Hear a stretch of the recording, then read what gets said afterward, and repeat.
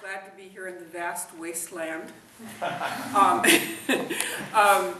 So I spend most of my time when I come to the UK in Newcastle, so it's very nice to come to the West. I would like to, I have a lot of material in this presentation, and so I'm going to be speaking relatively quickly, and because I would like to get to through the material and give you some ideas and then have time for discussion, for questions, because I think there will be questions about this. I think that much of the UK discussion about what I call high-volume hydraulic fracturing has been contextualized relative to what is portrayed as a highly successful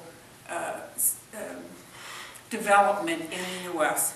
It's portrayed as contributing to energy security in the U.S., to contributing millions of dollars to the U.S. economy, creating millions of jobs. And I read in a advertisement that someone sent me from a conference in Newcastle that has put $1,250 in every American's pocket. Now, I was looking in my pockets and trying to see where I could find this $1,250, but that was a new one for me. So I think that what's been missing from this depiction is a question or understanding of really the costs, the public costs of high-volume hydraulic fracturing, which I'll explain in a moment, and its consequences at the local and regional scale. Some of the things that people don't anticipate.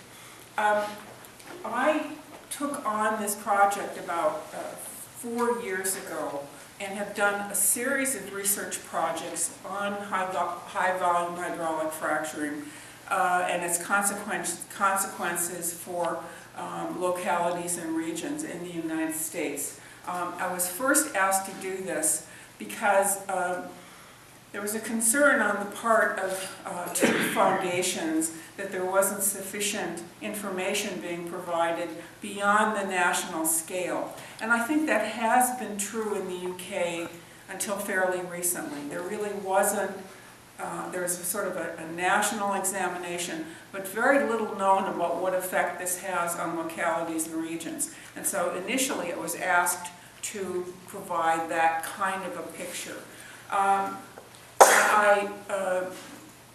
The first activity that we undertook was really a scan. And for reasons that I'll explain, it's very difficult to examine the local and regional effects of high-volume hydraulic fracturing, which I'll call it fracking, or yes, I'll just call it fracking. But that's a shorthand that I want to explain. It's very difficult to look at this at the local level in the United States because the contexts within which it's done are so different. It may be in urban areas, such as in Fort Worth.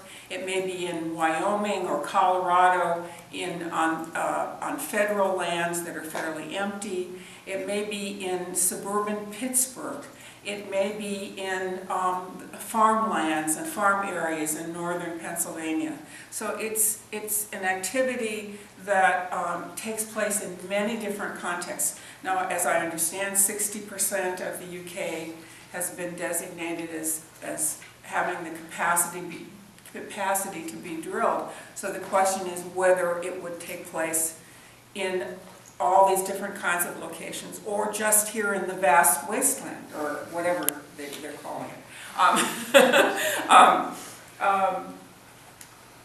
Since I'm from a place that's very similar in upstate New York, I found this very amusing because we get the same depiction. What I did was a scan of the kinds of questions having to do with public health, taxes, effect on roads. There are certain questions that local government and local and regional government are very concerned with. And some of these are quite pedestrian, but I think you'll see why they're concerned with them. Questions about emergency services, if something goes wrong, if there's an explosion, who do you call? What happens? So we did a whole series of projects, including looking at the kinds of models that were being used to account for the jobs and economic development that was projected to occur with fracking. Then after that, I took on another project, which I'm going to also present some findings from, and that has to do with why local communities, particularly in New York State and Pennsylvania, have responded to shale gas drilling by taking local action. Why have they found it necessary to take local action when in fact it's illegal? They're sort of the Crimeas of the shale gas activity. And as a consequence, they have been taken to court and are being sued by the oil and gas companies. So the question is, why have they done that? What was their reasoning? So we did a study of approximately, well, it's about 298 communities that have taken some kind of action. What kind of action they took, and then we did a stratified sample of that 298 communities and did interviews with the highest public official, asking about the decision-making process too. So I'm going to present some material from both that scan and from the community survey. So this is kind of a quick overview of the kind of research I've been doing on this topic. Right now I have another grant, which I'm hoping is the last one. I'm fracked out here,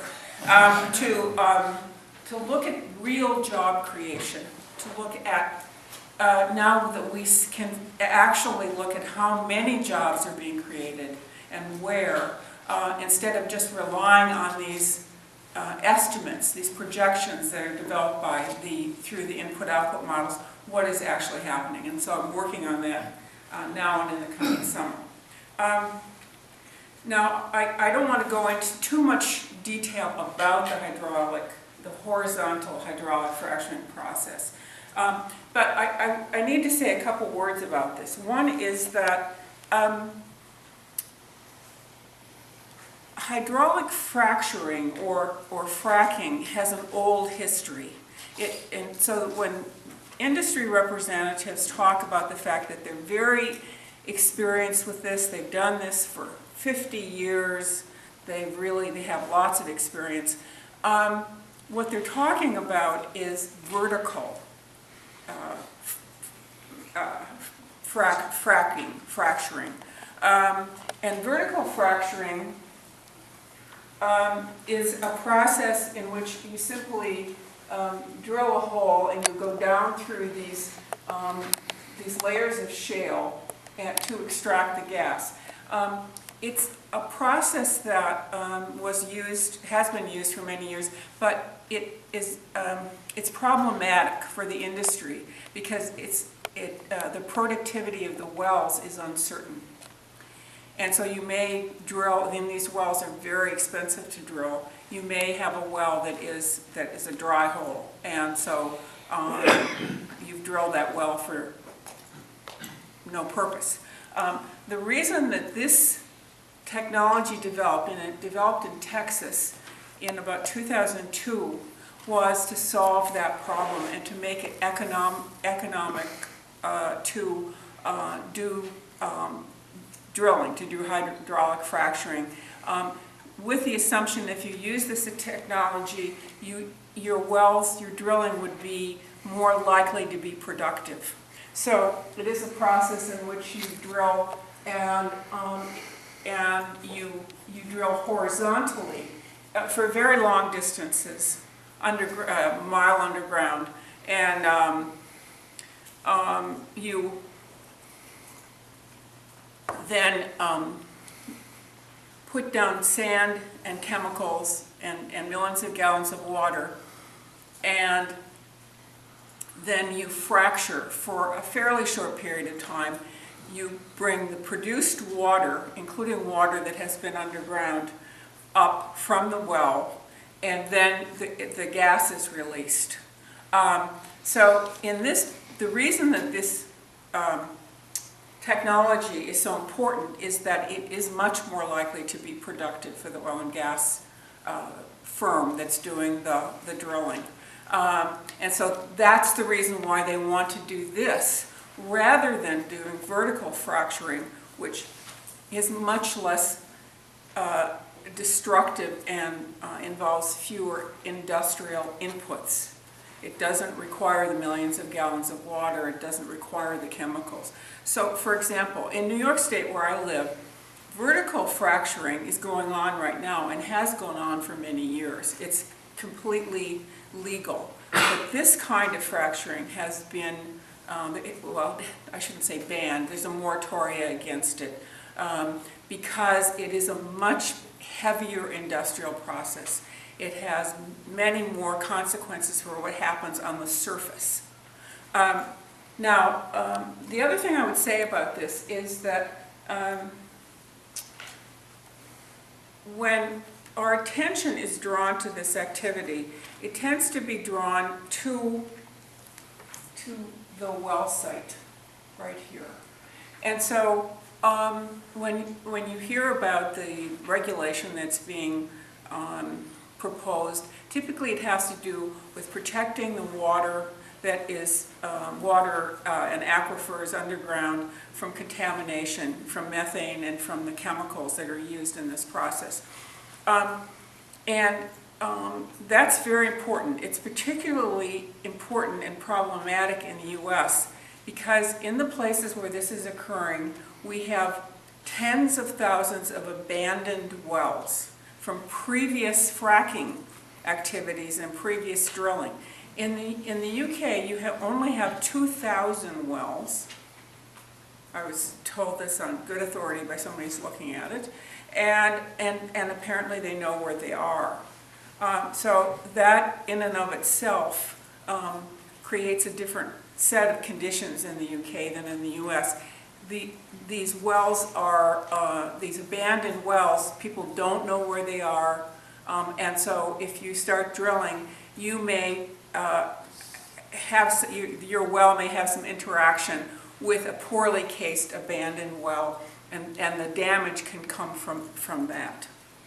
So that's one of the distinctive differences between the US and UK. What my work focuses on is not this process. It focuses on this, what goes on the surface. And that's something that I think is generally neglected by the analyses of this activity. I think that that's unfortunate because this process has very important implications for communities and actually for regions. Some of the implications on the surface are going to affect places unexpectedly. So the benefits of hydraulic fracturing and the losses or the negative aspects may not be in the place where the drilling takes place. That's one of the things that you have to think about with this. Now, I just put some basic information on the board so that you can get some sense of this. This is, in the United States, this is really a national industrial activity. And people don't think about this because they're thinking about these shale plays and regions, the particular areas. But if you can see these shale plays, they cover a lot of the U.S.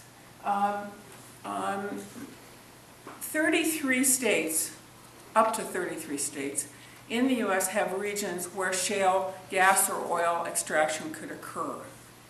Then, many more states are affected by the transportation of the oil. And the biggest issue in the U.S. right now, and one I've been working on for the last 6 months, has to do with the transportation of shale oil by train. From the Bakken Shale, which is up here in North Dakota, to the East Coast refineries. So for example, my home state right here, Minnesota, is not a drilling state, but it's dramatically affected by these trains that are going through carrying what constitutes actually, in terms of its volatility, gasoline, and there have been, in the last year, 14 derailments, oil spills, evacuations, explosions. So there's that transportation. There's transportation also to the West Coast, and transportation all the way through the Great Lakes and to the East Coast. And there are also states there that don't have drilling activity, but they are affected by this transportation activity. And then there's also the input. So this area right in here between Minnesota and Wisconsin, and I'm going to refer to this later, is also an area of intense sand mining all the way along this border. This has become a major activity. It has air pollution dimensions. It's a question I have for the UK, and I presented this and asked, and I think it's one of the questions we should ask. What's the transportation route? How are the supplies going to get to the places where the hydraulic fracturing takes place? How is the disposed or the produced water going to be disposed of? Where is the sand going to come from to do this? So this is really a national industrial process. The governance of this in the United States is at the state level. There's very limited federal regulation. The U.S. really does not have a national energy policy of any kind, maybe in the breach or something. So this is regulated state by state. And so there's tremendous fragmentation in the regulation, lots of different taxes, different regulatory regimes, different controls, different websites in terms of transparency, tremendous diversity in regulation. There's local regulation in some places and not in others. In the state that I live in New York, local action is preempted by a legislation that was passed in our state legislature in the 1980s, where they said, well, I mean, this is something where it just went under the table. No local government can take any action whatsoever to regulate or to control gas or oil extraction.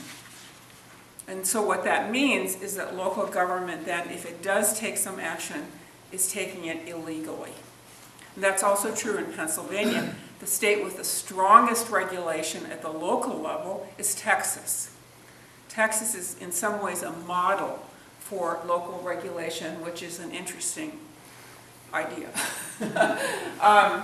Because it's the first state that this happened in, and it's also the home of the oil and gas industry. And I think that there is something to that. This is their industry, they know it, and they tax it the most aggressively, and they also regulate it locally.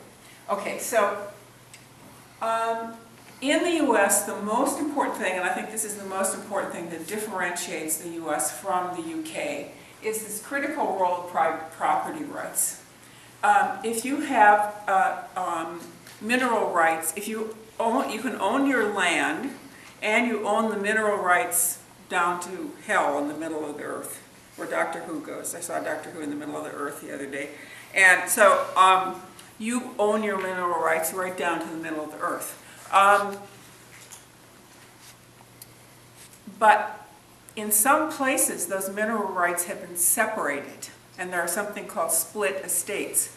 And so someone else may own those mineral rights. Those mineral rights take precedence. So you may have been living on your property for 50 years, but whoever owns the mineral rights can come in and put an oil rig right in front of your front door to get that, to tap those mineral rights.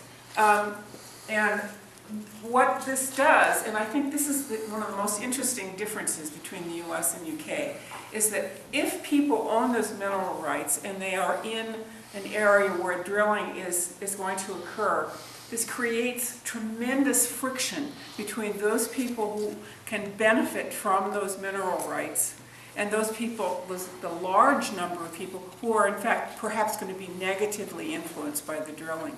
So you get lobbying and contentious action on both sides. And because that isn't the situation here, that will be an interesting comparison. Okay. Now, this production of shale gas, and I am also going to talk about shale gas and oil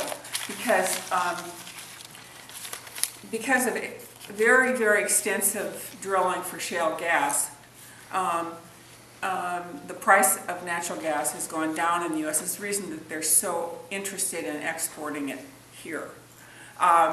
They want to raise the price. It's a global commodity. There is no such thing as energy security based on a globally traded commodity. I don't know why people think there is, but this is a globally traded commodity, and there's lots of incentive to export this commodity right now, especially right now. And so the rigs, and it costs about $10 million to drill one of these wells. The rigs have moved from the places with dry gas. I'm going to go back to places where there's oil, where they can drill for oil. So let's see here.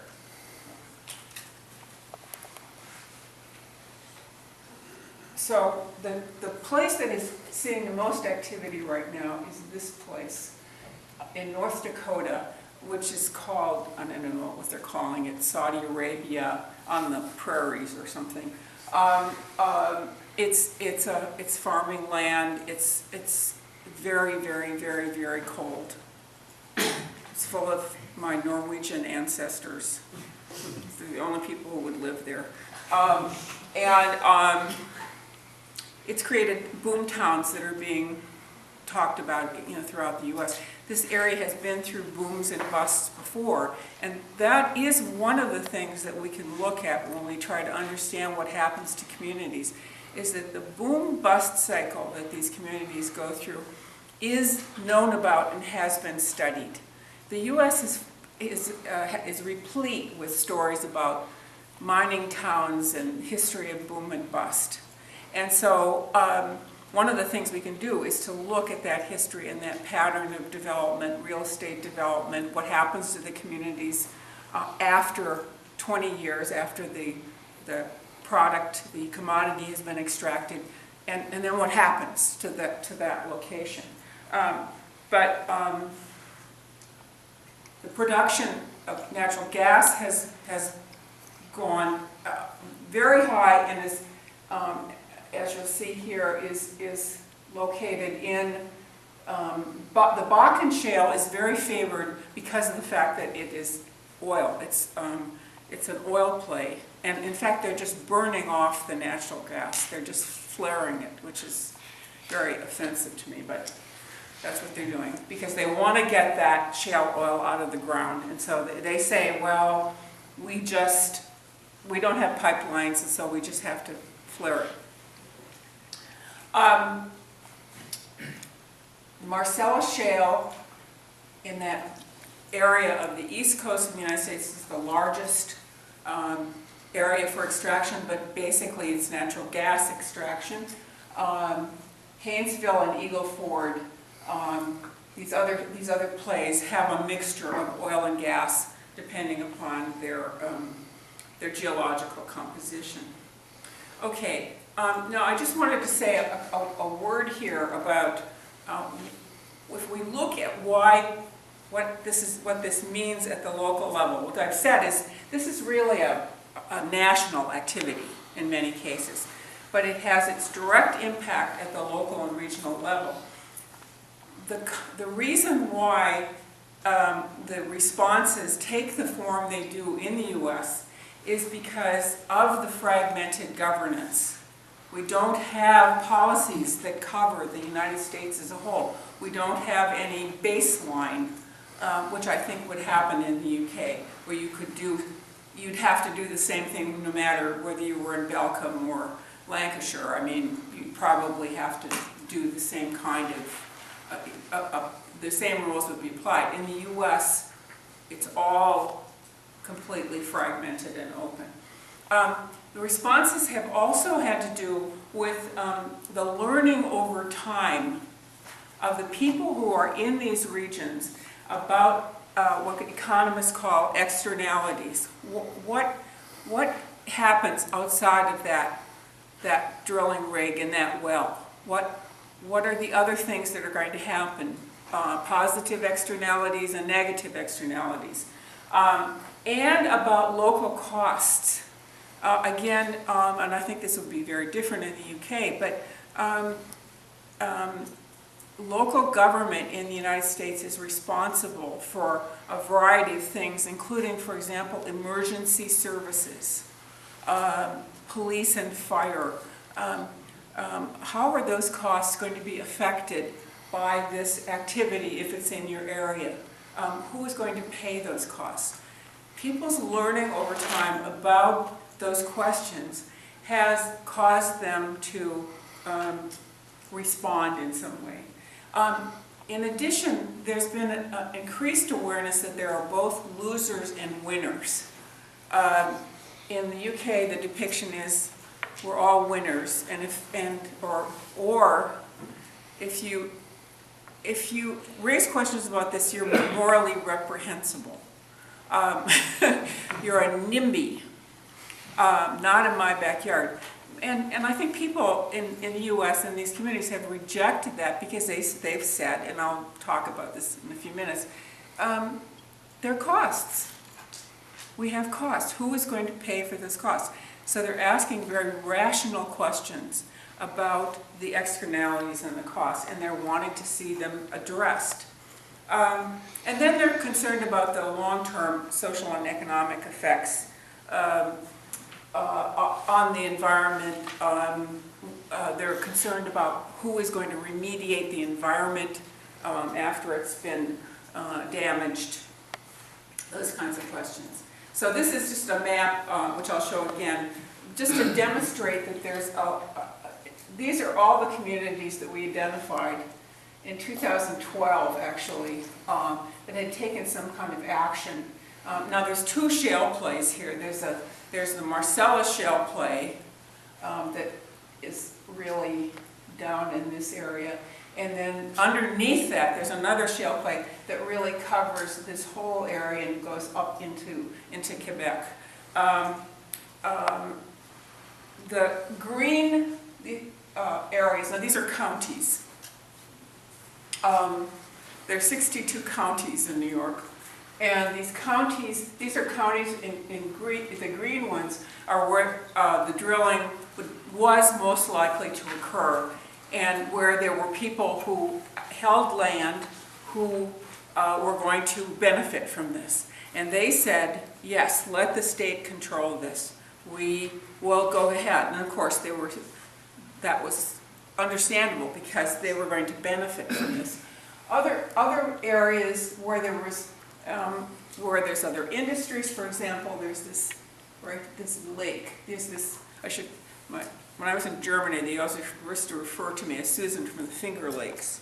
So these are the finger lakes here, these lakes that look like fingers. Those areas have a very developed tourism industry and wineries, believe it or not, even though it's New York. New York was actually the first state to produce wine in the United States. It wasn't great wine, but it was wine.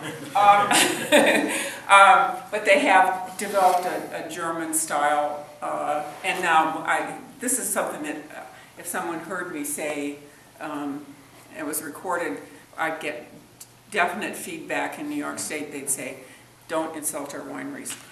So they have a very, very developed wine industry. They're very concerned about the brand of that wine. They're very concerned about the effect on tourism from this very industrial activity that would take place. New York State has the fourth largest number of organic farmers in the U.S. And those organic farmers are very concerned about the brand of their organic, their goats, for example, and the cheese the goats are producing. There have been companies in New York City that have said, we will not buy product from organic farmers if it's in areas that where there could potentially be contamination. So and New York, this part of New York State, this is where I live, as opposed to down here in New York City, has a very high density of higher education institutions, small institutions, large institutions. So the population of this area has declined over time, but it's more highly educated than it was 20 years ago. And it's also sort of leveled off. So there are, this is like a microcosm. I always think about this as sort of being like the UK, or in some ways where we have this behemoth city down here, and then we have old industrial cities up here. And so this is where this drilling would occur. So,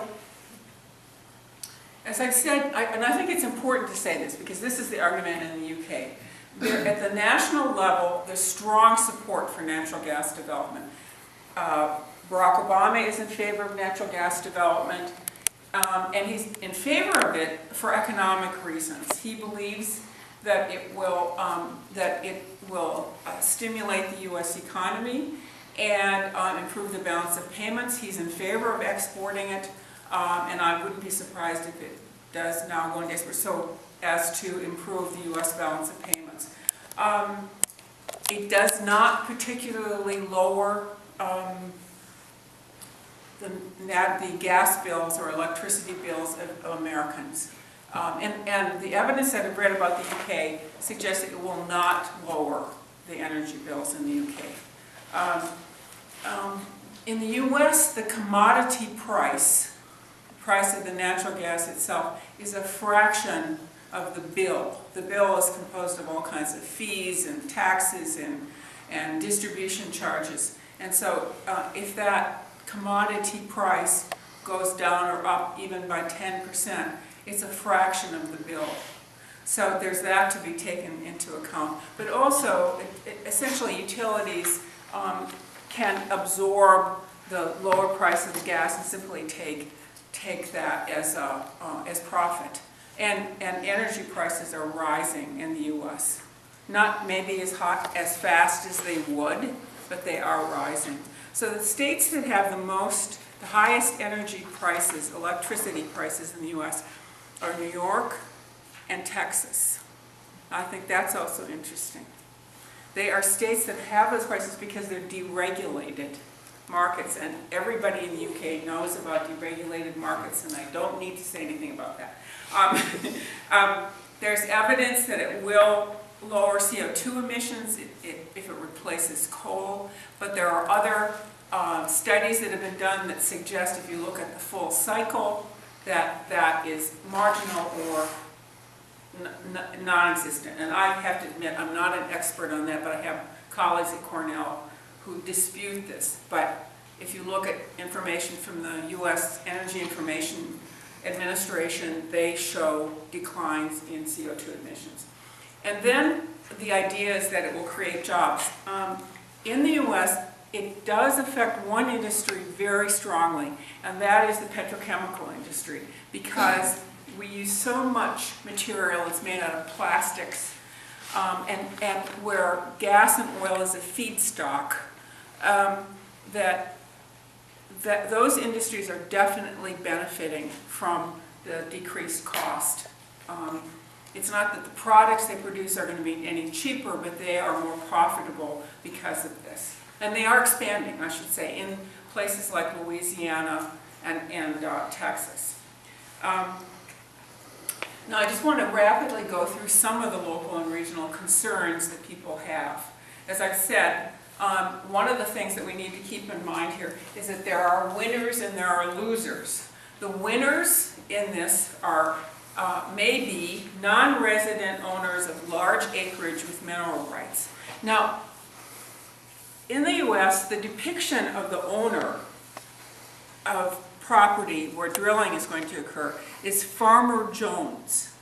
Farmer Jones is out there with his cows, and he's in his 50s, he wants to retire, he wants to send his children to college, and he doesn't have any money. And the price of milk has gone down, he's in dire straits, he wants to fix his barn.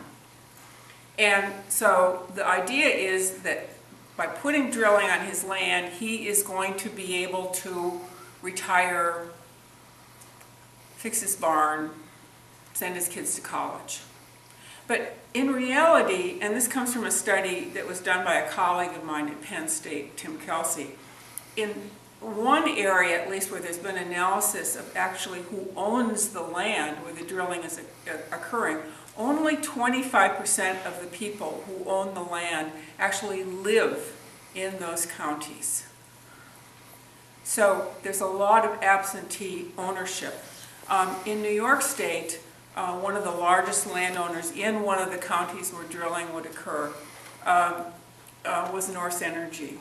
And North Energy, very unfortunately for them, went bankrupt because they had bought up a lot of this rural land, and they were going to flip it, they, because of the moratorium on drilling in New York, they haven't been able to get rid of the land or take advantage of it. So land ownership can be corporate, it can be owned by people who don't live there. They may live in Florida. So it isn't necessarily the case that all the people who are going to live in these areas are going to be the ones who are going to be positively affected.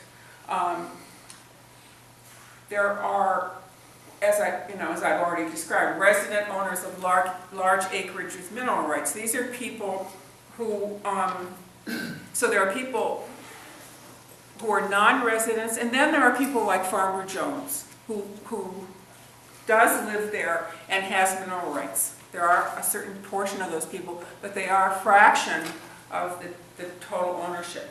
And then there are regional businesses that benefit, quarries, construction businesses, hotels, restaurants, bars. But those businesses may not be located in the places where the drilling is actually taking place. So for example, and this is quite an irony, in the northern part of Pennsylvania there was a lot of drilling right below my state of New York. But there were no towns there, no shopping centers, nothing. So the drilling crews would drive 10 miles north and they would go into New York State. There's no fence there, or border guards. And they would go to there's cities in the southern part of New York. So basically the expenditures that came from having that burst of activity in northern Pennsylvania were felt in New York, not in Pennsylvania. This has caused people to do all kinds of funny characterizations of things. But that part of New York saw the fastest rise in sales tax revenue in the whole state during the period when there was drilling for what was dry gas. Okay, then there are losers. So there are resident owners of small parcels or renters, places where drilling, the parcel isn't big enough for the drilling to take place, or renters. Housing prices go up because many times in the U.S. you will get people coming into the area temporarily to work, and that raises the housing prices and has driven out people who are renters. Other losers are people like I've described, regional businesses, and economists describe this as crowding out. Other kinds of activities and industries are really crowded out by this.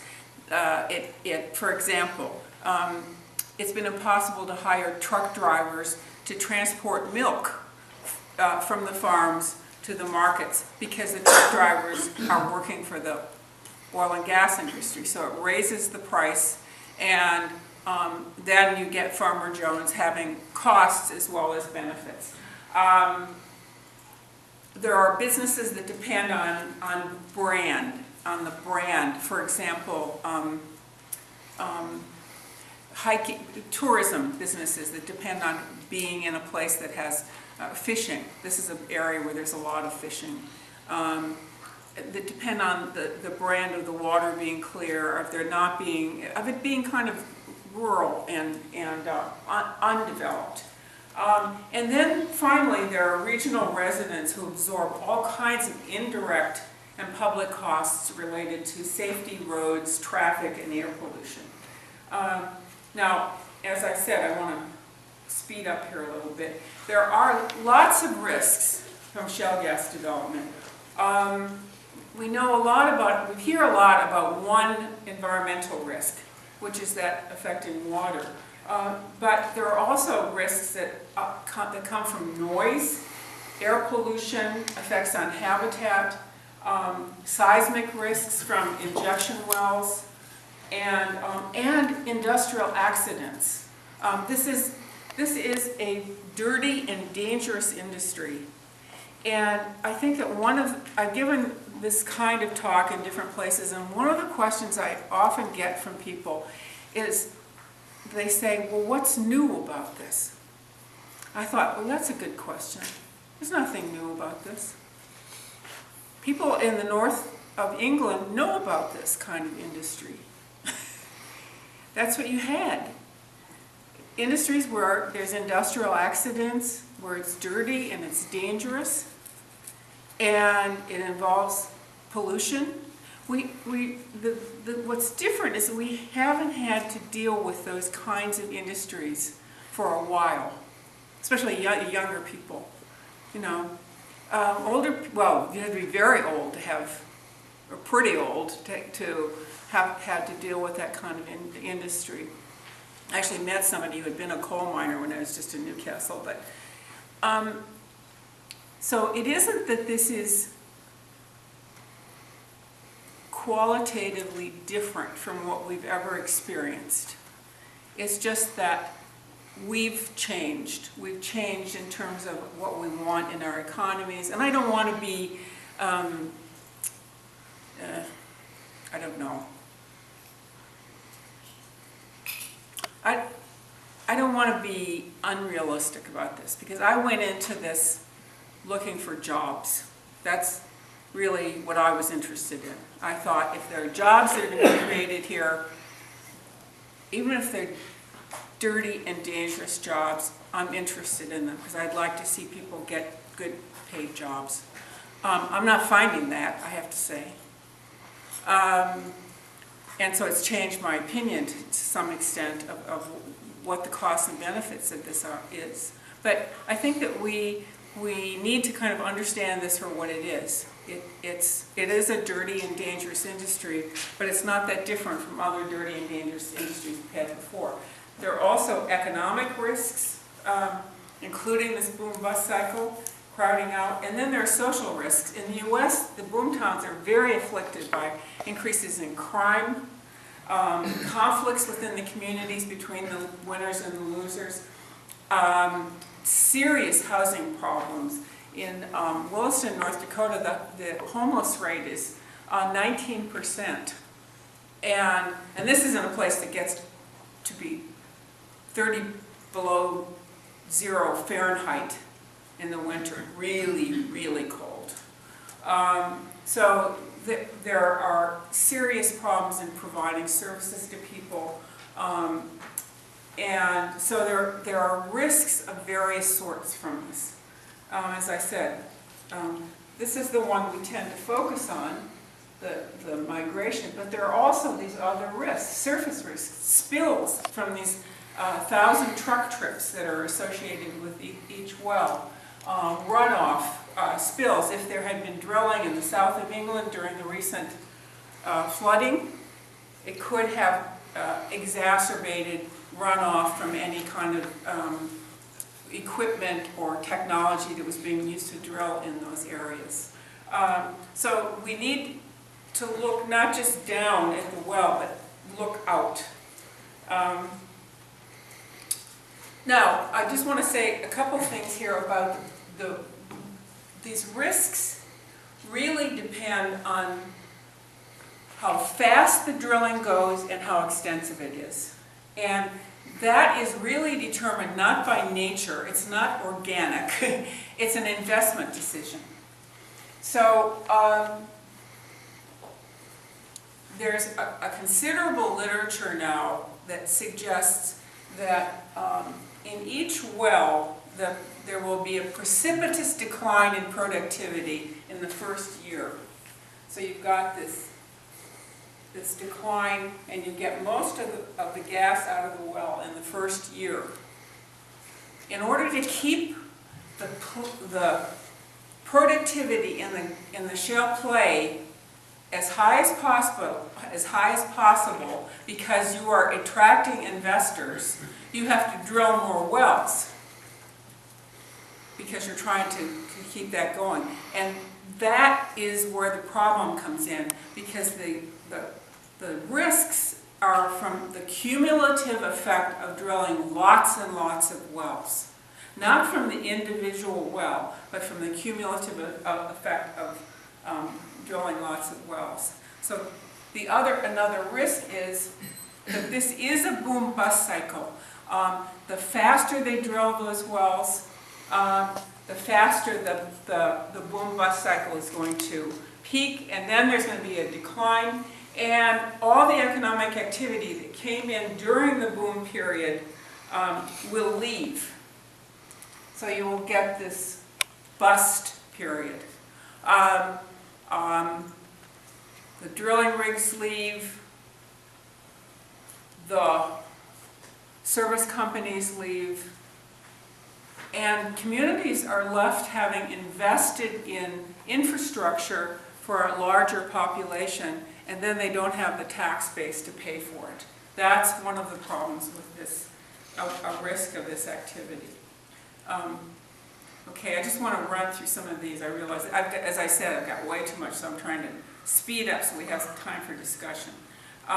Okay, I've talked about this, but I just want to illustrate this a bit. This is not just about wells. This is a regional industrial process as well as a national industrial process. So it involves producing wells, but also compressor stations to transport the gas along the pipelines. And the compressor stations are one of the most noxious elements of this activity because they are very noisy, and they also produce air pollution. So they're causing people to be antagonistic to drilling as much as the wells.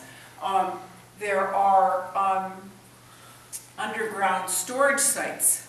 If you're going to produce a lot of gas and you're going to hold it until the price goes up, then you have to store it somewhere. And in New York, they're building an underground storage site in a town that's also along one of the lakes, Seneca Lake, where the wineries are, and these are in old salt mines. Well, if the salt mine should happen to fail, full of natural gas, it will go into the lake, and it will destroy the drinking water for thousands of people, plus it would destroy the whole winery industry.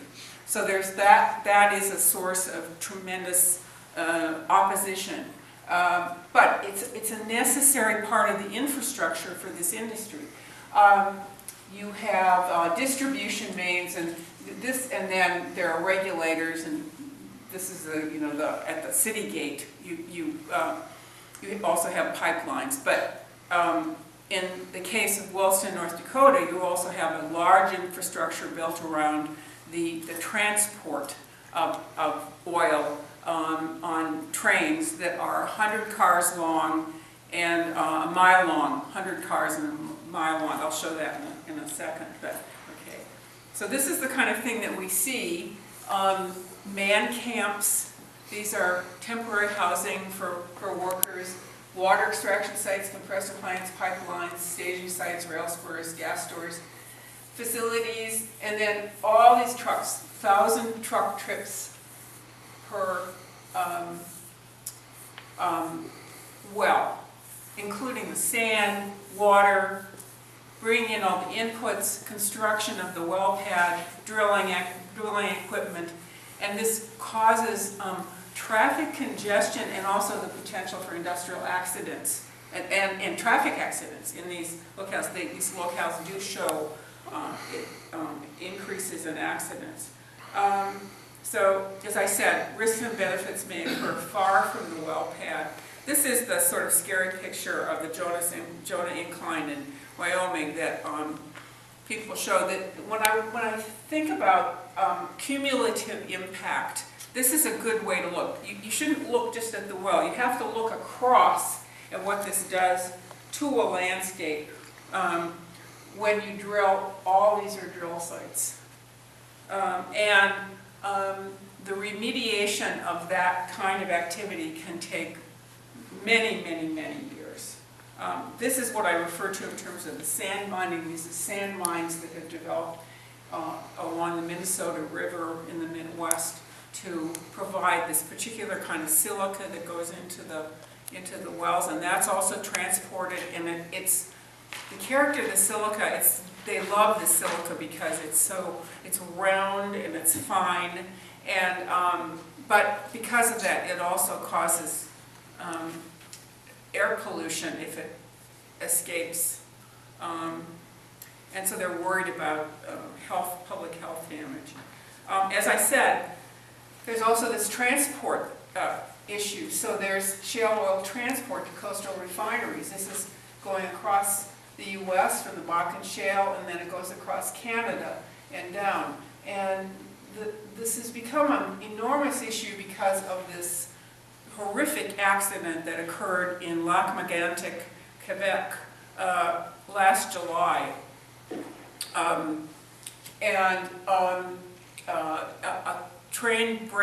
The train's brake failed, and in the middle of the night, the train took off and went down into the town, derailed and exploded. These are rail cars, and killed 50 people and destroyed the town. I mean, it destroyed the center of the town. Now, as I said, we haven't had this kind of an accident yet, but it's like a disaster waiting to happen. And I can say that very firmly because I've been looking at this very closely. This activity is not properly regulated at this point. And if anything, this is these rail cars going right down the center of Albany, New York. They sit under the highways for 20 hours at a time. There's no fences around them. They're a security issue, to tell the truth. And they are actually traveling down the Hudson River under West Point. So this, if anything, this issue right now is the most important issue in the U.S. Americans are just outraged by this because so many of them are being affected by this kind of activity, and it's so poorly regulated. So this has brought people's attention to this. Okay, now I'll just go through this quickly because I think that I've talked about some of this. These are classic depictions of well sites. We see these well sites in the middle of fields. They're very isolated. But in fact, this activity occurs in very highly populated areas. So this is just a depiction of how they have a setback. This is from a depiction of how they're going to do this kind of drilling in a Texas city. Where they've had the most experience because they're doing this kind of drilling in Fort Worth, Texas. So that you're getting this truck traffic and this kind of activity right next to someone's home and right on public highways. The state of Texas, the Department of Transportation estimates that the truck traffic alone has done $1 billion a year damage to Texas highways because these are very heavy trucks. And again, that's the kind of damage that's being done and would be done in the UK broadly. And the question is, that has to be taken into account in terms of cost-benefit analysis, and usually isn't. This is two examples from Arlington, Texas, of drilling sites that are next to a campus and also in a cul-de-sac. So this does occur in urban and suburban areas. So here's just some, in order to try to capture these kinds of public costs, what I had to use were sort of an extensive literature review, but also, and interviews, but also looking at places that were had this kind of effect and had repeated visits. So we had some kind of indication of what happened over time. But as I said, one of the research problems we have is it's impossible to measure this in an effective way across places because the data isn't available consistently. There's only one thing on which data is available, and that is arrests. If I want to measure, typically American, if I want to measure, I think for Homeland Security reasons, they do keep county-level arrest data across the United States year by year. I couldn't measure that, but for reasons that have to do with the boom-bust cycle being measured differently in every state, that it wasn't possible to make that relationship work. Traffic congestion, this is a cost to the population, is traffic congestion. And also, as I was describing about these trains now are a mile long, are going through the middle of Chicago, and the safety measure that they're taking is to slow down. So people are waiting at crossings for up to 45 minutes while those trains go through, including ambulances and other kinds of emergency vehicles. Higher public safety costs, that's police. These communities do experience increases in crime. Increased demand for health and education services. There's evidence of considerable impact on hospitals, and you can imagine this. This, as I said, this is a dirty and dangerous industry. People fall in chemicals, they get burned, they're injured on the rigs, there are fires. So they end up in the local hospital, and the local hospital then has to increase its emergency services in order to deal with these kinds of accidents. Plus there's increased traffic accidents and other kinds of crime that results in impact on the health system. Then things like emergency response capacity, which I could describe. In the U.S., in many cases, in country areas, that's provided by volunteers. So if you live out in a small town, your fire department is made up of volunteers. And when your barn catches on fire, they put out a call and all the guys, come to rush to your house and put the barn fire out. Well, that's fine. That's great. The neighborliness, But you can't expect people who are volunteers to deal with very dangerous industrial fires. So there's definitely a requirement then for much more sophisticated and expensive emergency services. This is just a road, the example of on these kind of rural roads, what happens. A student of mine did this. Took a picture of the road at 2 different times, and with a police car. This is a police car. It just shows that these roads, many of these roads in the U.S. they're rural roads. They're not intended to carry this kind of truck traffic. And so the roads become very damaged. And so the question that the local officials have is, who's going to pay for this? How is this going to be dealt with? And I won't deal with this. Okay. Now I want to just talk a little bit at the end here about how these communities are responding, and I did talk about this.